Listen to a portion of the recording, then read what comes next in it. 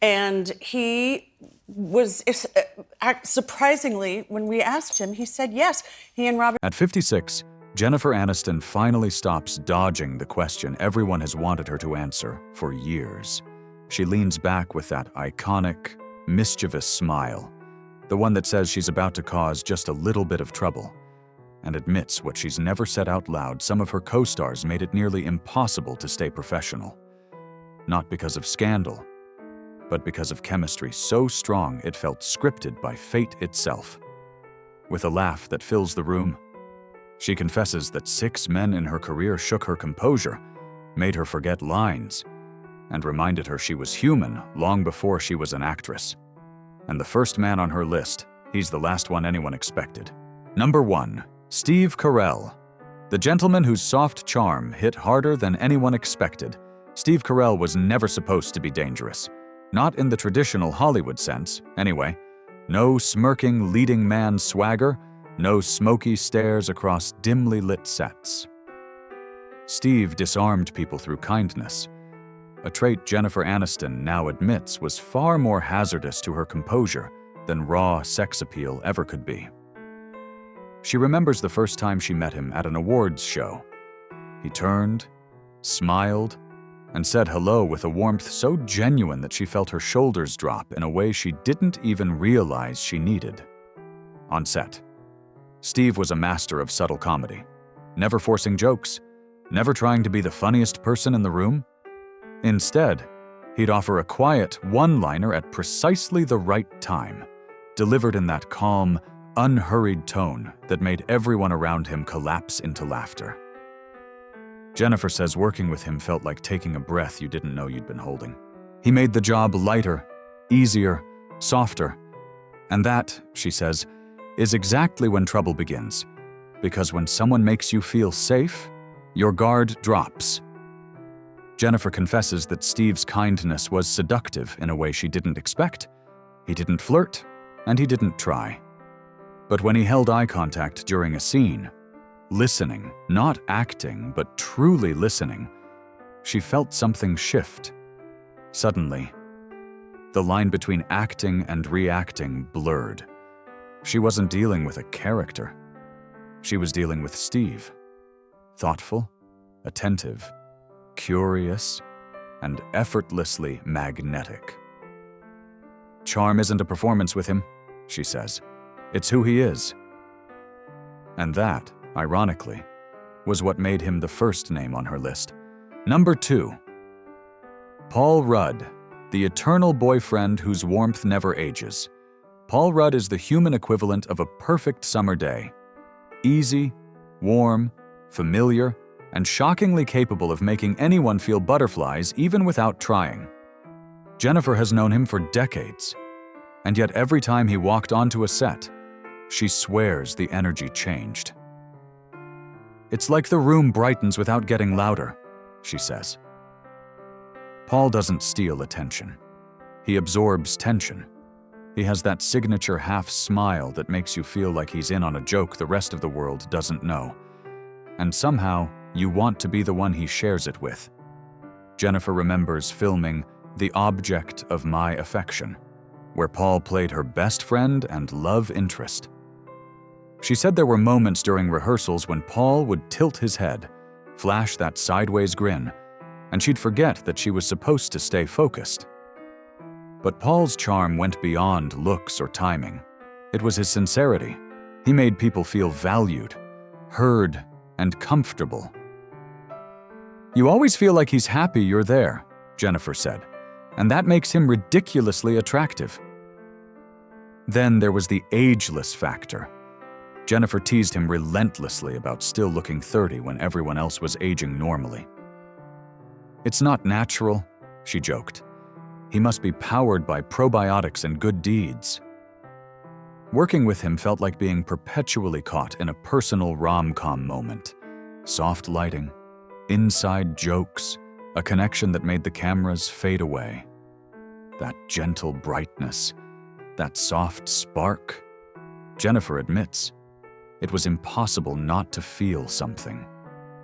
Number 3, John Krasinski. The good guy, whose kindness was its own kind of danger. John Krasinski entered Hollywood with a kind of sincerity that felt almost old-fashioned, like a leading man from the 1950s dropped into the modern era. Tall, warm, slightly shy but effortlessly funny.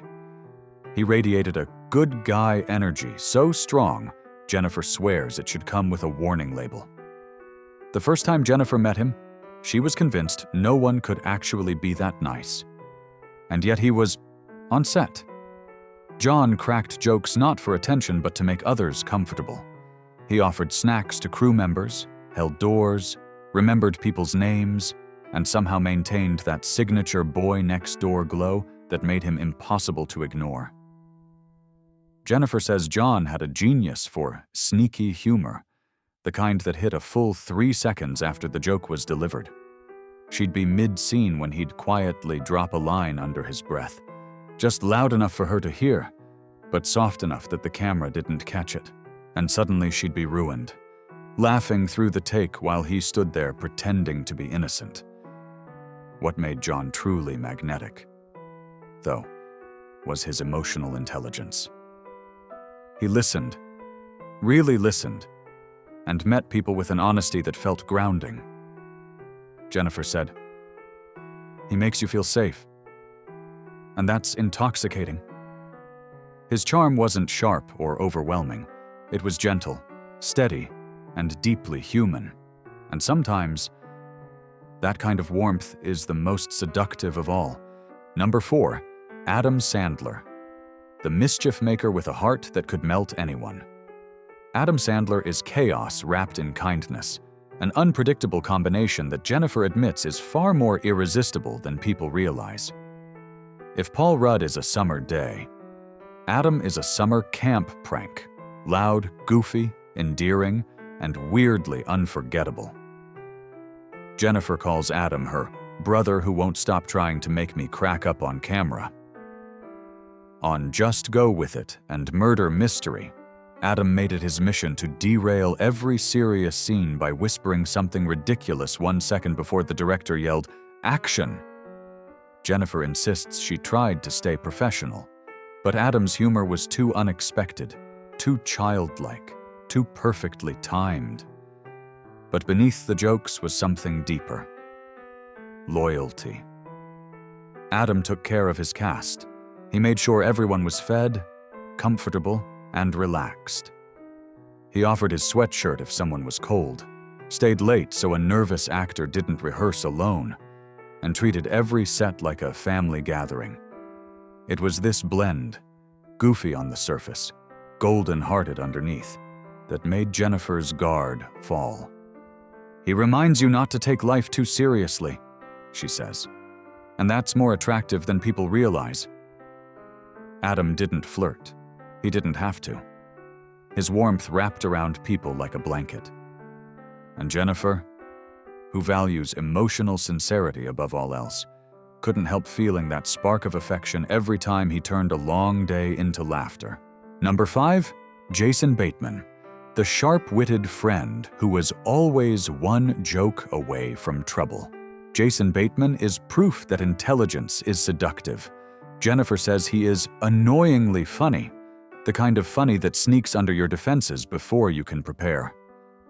Their friendship spans decades, and that familiarity only made things more dangerous. Every time they worked together, the switch, horrible bosses. Office Christmas party, Jason weaponized his deadpan humor. In the middle of an emotional scene, he'd mutter something under his breath, quiet enough for only Jennifer to hear. She would implode with laughter while he stood still like a statue, pretending he had no idea what she found so funny. Jason's charm wasn't loud. It was razor-sharp, understated, and addictive. He was the eye of the storm, calm, clever, and deeply grounded. Jennifer admired his professionalism, but adored his ability to break tension with the smallest facial expression. Then there was the kindness. Jason cared, really cared, about everyone around him. He asked about people's families, noticed when someone was tired, made sure the mood stayed light. His humor wasn't a performance, It was a love language. Jennifer admits that Jason was one of the hardest people to stay just friends with. Because when someone makes you laugh that much, the line between friendship and something more becomes very thin.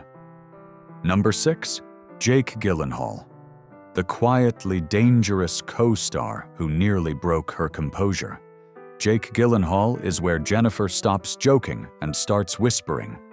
He is the final name on her list for one reason. He was the most difficult to stay professional around. On the set of The Good Girl, Jake had a kind of quiet intensity that clung to him like a second skin. He wasn't loud, he wasn't flashy, he was magnetic. Jennifer remembers rehearsing an emotional scene. Jake lifted his eyes, met hers, and in that single look, she forgot every word she was supposed to say. He was sweetly lethal, she says. Lethal because he didn't push, didn't flirt, didn't need to. His power was in his stillness, his shyness, his unexpectedly sharp sense of humor that surfaced at exactly the wrong and perfect time. Jake would wait until the moment was most fragile, then whisper a tiny joke under his breath, sending Jennifer into a full meltdown of laughter between takes. The crew started betting on how many times she'd lose composure in a single day. But the real danger was his emotional openness. Jake looked at a scene like a living thing. And when he connected with a partner, he connected. Jennifer felt that pull, human, honest, raw. Jake wasn't just handsome, he was present, and presence like that is rare. It dissolves acting, strips away character, and leaves two people standing face to face with something real. In the end, Jennifer Aniston's confession isn't about scandal. It's about chemistry, humanity, and the unforgettable moments that made her career brighter. These 6 men didn't break her professionalism, but they reminded her that even the biggest stars can still feel that spark. And now that you've heard her list, it's your turn. Which Hollywood actor would you never be able to stay professional around? Drop your answer in the comments. Hit like if you enjoyed the story, and don't forget to subscribe for more Untold Hollywood confessions.